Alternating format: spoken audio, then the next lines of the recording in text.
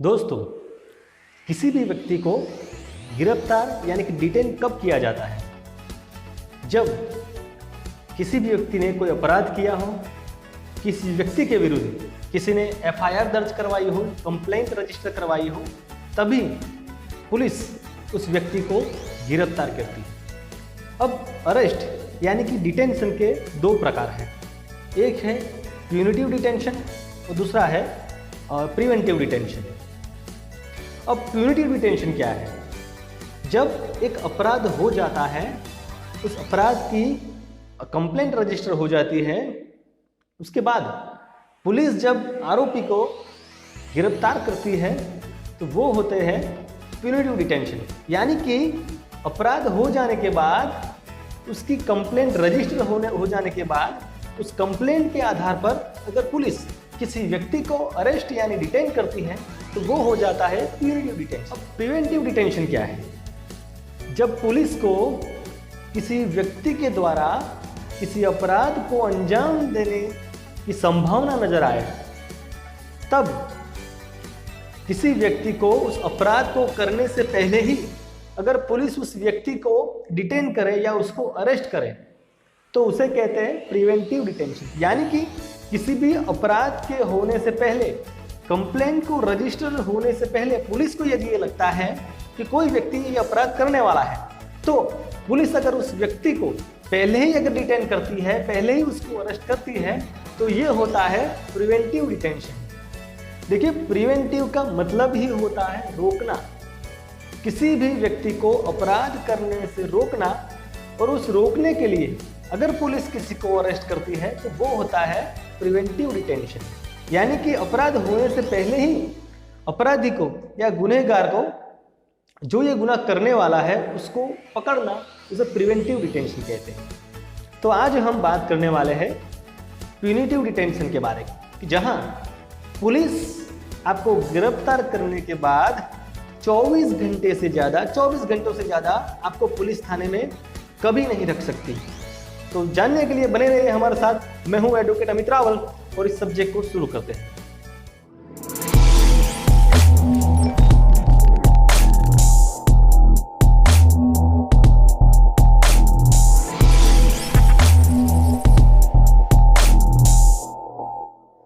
दोस्तों, हमारे देश में जो आम वर्ग है, जो कॉमन मैन है, उनको ज़्यादातर जो उनके कानूनी अधिकार हैं उनके बारे में उनको पता नहीं होता है। उसकी वजह से कभी कभी पुलिस स्टेशन में या फिर अदालत में या फिर सरकारी कचहरी में उनका बहुत शोषण होता है, या फिर व्यक्ति इन तीनों जगह पे बहुत परेशान रहता है।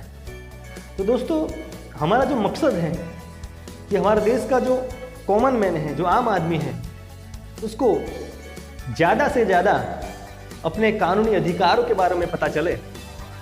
दोस्तों, हमारा देश का बंधारण यानी कि कॉन्स्टिट्यूशन ऑफ इंडिया के आर्टिकल 22 में जो अपराधी है, जिसको गिरफ्तार किया गया है, उसके कानूनी अधिकार के बारे में बताया गया है। उनमें से क्लोज 2 में, यानी कि आर्टिकल 22 के क्लोज 2 में ये बताया गया है कि अगर पुलिस किसी आदमी को, किसी व्यक्ति को अगर गिरफ्तार करती है तो उसको 24 घंटों के अंदर अंदर उनको जो भी नियरेस्ट मजिस्ट्रेट है, जो भी नज़दीकी मजिस्ट्रेट है, उनके पास पेश करना ही करना है। यानी कि 24 घंटों में अगर गिरफ्तार किया है, 24 घंटों से पहले, 24 घंटे के अंदर पुलिस को उस व्यक्ति को नज़दीकी मजिस्ट्रेट के सामने पेश करना ही करना है। यानी किसी भी व्यक्ति को अगर अरेस्ट किया गया है तो उसको 24 घंटों से ज़्यादा पुलिस स्टेशन में नहीं रखा जा सकता। हालांकि इन 24 घंटों में जो पुलिस स्टेशन से नज़दीकी मजिस्ट्रेट का जो न्यायालय है, उस तक की जो दूरी है वो तय करने में स्थानांतरण समय या फिर जो यात्रा का समय है, उस समय को इस 24 घंटों में जोड़ा नहीं जाएगा। यानी कि अगर मजिस्ट्रेट की जो अदालत है, जो न्यायालय है, अगर वो काफ़ी दूर है, तो वहाँ तक पहुँचने का जो समय है, उस समय की गिनती इन 24 घंटों में नहीं की जाएगी। उसके अलावा 24 घंटों के अंदर पुलिस को उस व्यक्ति को मजिस्ट्रेट के सामने रखना है। इसी विषय में क्रिमिनल प्रोसीजर कोड की एक और कलम है सेक्शन 57 वो भी इसी बात को पुनरावर्तित करती है। अब देखते हैं सेक्शन 57 में क्या बात बताई गई है, 57 में क्या लिखा है। तो क्रिमिनल प्रोसीजर कोड के 57 में, सेक्शन 57 में ये लिखा है कि person arrested not to be detained more than 24 hours, no police officer shall detain in custody a person arrested without warrant for a longer period than under all the circumstances of the case is reasonable, and such period shall not, in the absence of a special order of a magistrate under section 167, exceed 24 hours exclusive of the time necessary for the journey from the place of arrest to the magistrate's court। यानी कि कोई भी व्यक्ति 24 घंटों से ज़्यादा किसी भी व्यक्ति को पुलिस स्टेशन में नहीं रख सकता। 24 घंटों के अंदर ही अंदर किसी भी पुलिस अधिकारी को उस व्यक्ति को कोर्ट के समक्ष पेश करना पड़ेगा। इसमें अगर मैजिस्ट्रेट को यह लगता है कि ये जो केस है ये कॉम्प्लिकेटेड है या फिर इसका जो इन्वेस्टिगेशन है वो 24 घंटों के अंदर पूर्ण नहीं हो सकता, तो मैजिस्ट्रेट उनको 24 घंटों से ज़्यादा रखने के लिए परमिशन देंगे, मगर उसके लिए एक बार तो पुलिस को मैजिस्ट्रेट के समक्ष उनको पहुंचाना ही पड़ेगा। दोस्तों अब हम बात करेंगे दो ऐसे केसेस की, लैंडमार्क केसेस की, जिसमें सुप्रीम कोर्ट ने क्या कहा है। तो पहला केस है भीम सिंह बनाम state of Jammu and Kashmir. इस केस में एक व्यक्ति जो कि विधानसभा सदस्य था, उनकी पुलिस ने अवैध तरीके से उनको कस्टडी में रखा हुआ था, और जो उनको रखने का जो कारण था वो ये था कि वो इंटेंशनली विधानसभा का जो सत्र है उसमें ना जा पाए को कस्टडी में पुलिस ने रखा था।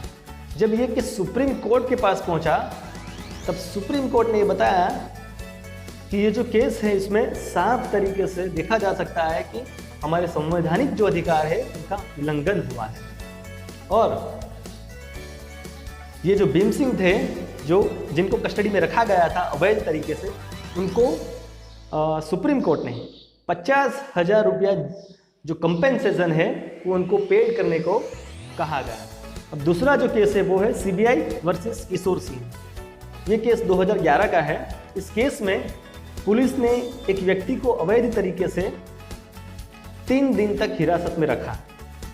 जब सुप्रीम कोर्ट के पास ये मैटर पहुंची तब सुप्रीम कोर्ट ने जो भी पुलिस ऑफिसर था, जो भी थाने का एसएचओ था, उनके ऊपर आईपीसी धारा 342 के तहत उनके ऊपर कार्यवाही शुरू करने का आदेश दिया। अब ये सेक्शन 342 क्या है, वो है पनिशमेंट फॉर wrongful कन्फाइनमेंट।